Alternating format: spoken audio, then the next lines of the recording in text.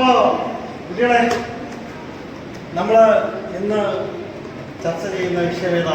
നാടൻ പാട്ടാണ്. നാടൻ പാട്ടിനെ കുറിച്ച് നിങ്ങൾ കേട്ടിട്ടുണ്ടോ? ആർക്കെങ്കിലും ഒരു നാടൻ പാട്ട് പാടാമോ? എന്നെ പറയും.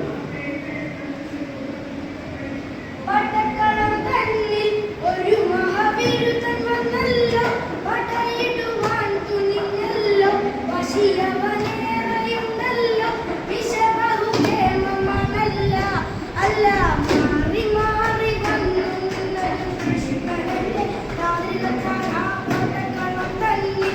ഒരു മഹാവിരുദ്ധൻ വന്നല്ലോ, പടയിടുവാൻ തുനിഞ്ഞല്ലോ, വശിയവനേറെയുണ്ടല്ലോ, വിഷബഹുക്ഷേമമല്ല, അല്ല മാറി മാറി വന്നു കൃഷ്ണനല്ലേ താരിലത്താൻ. ഓക്കെ, നമ്മുടെ ഒരു ക്ലാപ്പ് കൊടുത്തേ.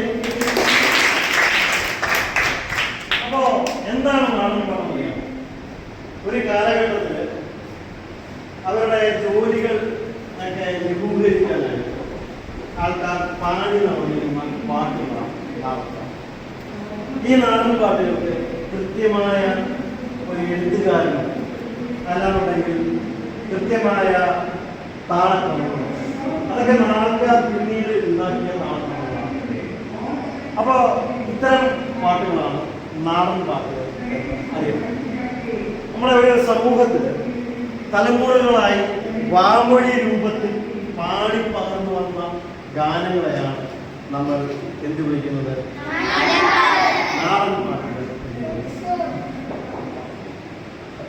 ഈ നാടൻ പാട്ടിന് കുറെ പ്രത്യേകതകളുണ്ട്. നമ്മൾ ആ പ്രത്യേകതകളെടുത്ത് പോയാലോ? നമ്മൾ ആദ്യം പറഞ്ഞു, വാമൊഴിയായി പാടി പറഞ്ഞു വന്ന ഗാനങ്ങളാണ് നാടൻ പാട്ടുകൾ എന്ന് പറഞ്ഞത്.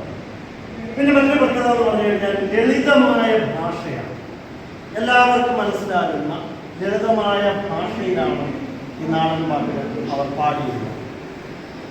എല്ലാവർക്കും പാടാൻ പറ്റുന്ന താളം, ഒരേ താളത്തിലായി എല്ലാവർക്കും പാടാം. ആപാലവൃദ്ധങ്ങൾ, ആപാലവൃദ്ധങ്ങൾ, കൊച്ചു കുട്ടികളുണ്ട്, വലിയ പ്രായമുള്ള ആൾക്കാർ വരെ നാടൻ പാട്ട് പാടിയിട്ടുണ്ട്. പിന്നെയോ ഇതിന് സംഗീതോപകരണങ്ങൾ ഇല്ലാതെ നാടൻ പാട്ടുകൾ ഹരിതയൊക്കെ പാടും. നാടൻ പാട്ടിൽ എന്തെങ്കിലും താളക്രമം ഉപയോഗിച്ചോ? ഇല്ല. താളക്രമില്ല, അല്ലെങ്കിൽ സംഗീതോപകരണം ഇല്ലാതെ എന്ത് പാടാൻ പറ്റും? നാടൻ പാട്ടുകൾ പാടാൻ പറ്റും. അതേപോലെ നമ്മുടെ നാട്ടിൻ്റെ ഉൾനാട് ഗ്രാമങ്ങളിലെ ജീവിതവുമായി ഏറ്റവും ബന്ധപ്പെട്ട് നിൽക്കുന്ന ഒന്നാണ് നാടൻ. അതേപോലെ തന്നെ നമുക്കൊരു സംസ്കാരമുണ്ട്, നമ്മുടെ ഒരു പൈതൃകമുണ്ട്. ഇവ സംരക്ഷിക്കുവാൻ നാടൻ പാട്ടുകൾ കഴിയില്ല. പിന്നെ പഴയകാല ജീവിത രീതി, ഇപ്പൊ നമ്മളെ ഇപ്പോഴത്തെ ന്യൂ ജനറേഷനാണ്. പണ്ട് കാലത്ത് ആൾക്കാർ ജീവിച്ചതും അവരുടെ ജീവിത രീതികളെ കുറിച്ചുമൊക്കെ അറിയുവാൻ, ഇന്നത്തെ തലമുറയ്ക്ക് അറിയുവാൻ എന്തുപകരിക്കുന്നു? നാടൻ പാട്ടുകൾ.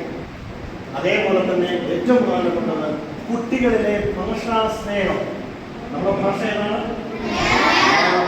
ആ ഭാഷയോടുള്ള അതിയായ സ്നേഹം നിലനിർത്തുവാൻ എന്തിനും നാടൻ പാട്ടുകൾക്ക് കഴിയും.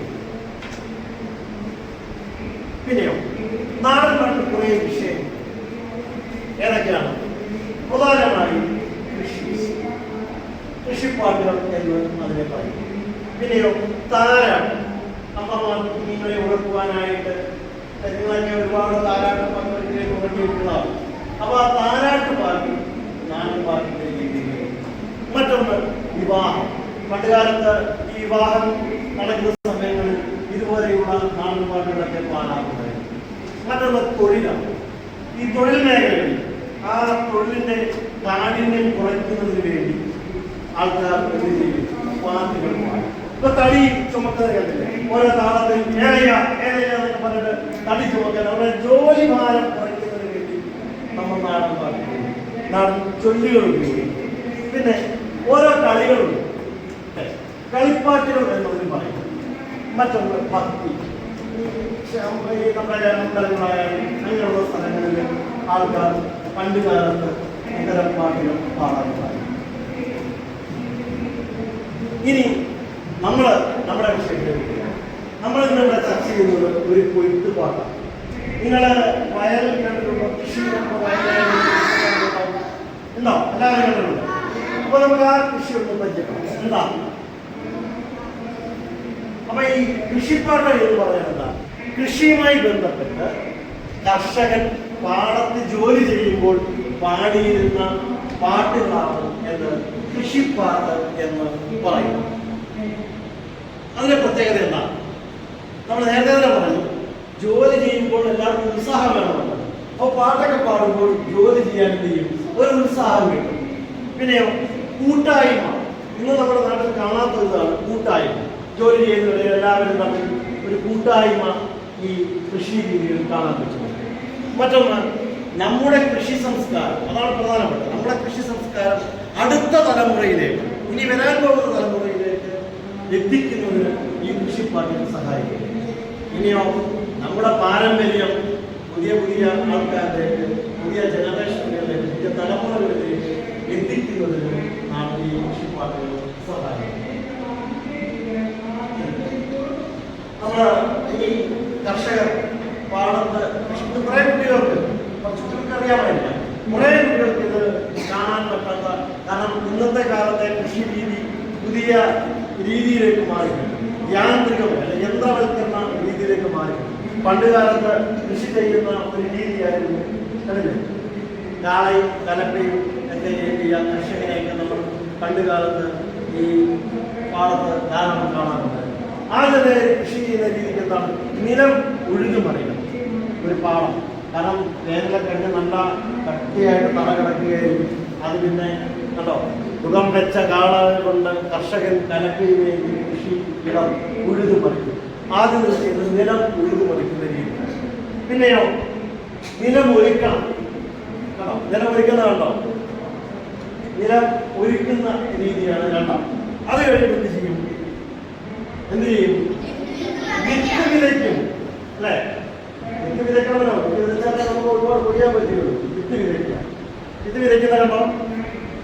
അത് കഴിഞ്ഞിട്ട് ഈ വിത്ത് മുളച്ച് വരും. അത് നമ്മളെന്ന് പറയും? ഞാർ എന്ന് പറയും. എന്താ പറയും? പിന്നീട് ഈ ഞാർ നടുന്ന രീതി. വിത്ത് വിതച്ച് കഴിഞ്ഞാൽ മുളച്ച് വന്ന് പിന്നീട് ഞാർ നടുന്നതിന് പ്രത്യേകതയുണ്ട്. ഒരേ നിരയായിട്ടാണ് പറയേണ്ടത്. അല്ലേ? വയലില് നമ്മൾ നെല്ലിങ്ങനെ പിളഞ്ഞ് നിൽക്കുന്നില്ല, ഒരേ നിരയിൽ നിൽക്കുന്നത്. അല്ലാതെ ഇങ്ങനെ അവിടെ ഇവിടെ കുറച്ച് നിരയാണോ? ഒരേ നിരയിലാണ് നിൽക്കുന്നത്. കാണാൻ തന്നെ എന്ത് രസമെന്ന് പറയാമോ? അതിനുശേഷമോ ഈ ഞാറിൻ അല്ലെങ്കിൽ ഈ വളർന്നു വന്ന നെൽച്ചെടിയുടെ ഇടയിലൊക്കെ ഒരുപാട് പുല്ലുകളൊക്കെ കിളിച്ചു വരും അല്ലേ? ആ കിളിച്ചു വരുന്ന പുല്ലൊക്കെ പറിക്കുന്ന രീതി, അതിനാണ് നമ്മൾ കളപറിക്കൽ എന്ന് പറയുന്നത്. കള പറിച്ചു കഴിഞ്ഞാൽ പിന്നെ നെല്ല് പാകമാകും. നെല്ല് പാകമായി കഴിഞ്ഞാൽ ആ നെല്ല് കൊയ്യണം. ആ നെല്ല് കൊയ്യുന്നതിന് രസമാണ്. നെല്ല് കൊയ്യുമ്പോൾ ആ നെല്ല് കൊയ്യുമ്പോൾ പിന്നെ എന്താണ്, പിന്നെ കർഷക സ്ത്രീകളും പുരുഷന്മാരും കൂടെ ഒരുമിച്ച് നിന്ന് നെല്ല് കൊയ്യുന്ന രീതി കാണുന്നത് രസമാണ്. ആ അരിവാളൊക്കെ എഴുതി നെൽക്കറ്റ കുറിച്ച് കൊണ്ട് കറ്റയാക്കി കെട്ടിവെച്ച് തലയിൽ ചുമന്ന് കരയിൽ കൊണ്ടുവന്ന് പിന്നെ ചെയ്യുന്ന രീതിയാണ് എന്താ? നെല്ല് മെതിക്കൽ. അതായത് നെൽച്ചെടിയിൽ നിന്ന് പിന്നെ നെൽമണികൾ മാറ്റുന്ന രീതിയാണ് എന്താ അപ്പൊ അങ്ങനെ നമ്മുടെ ഈ കൃഷി, നമ്മുടെ പാരമ്പര്യം, അല്ലെങ്കിൽ നമ്മുടെ എന്താ പറയാ ജീവിതത്തിന്റെ തന്നെ ഒരു ആത്മാവ് എന്ന് നമ്മൾ.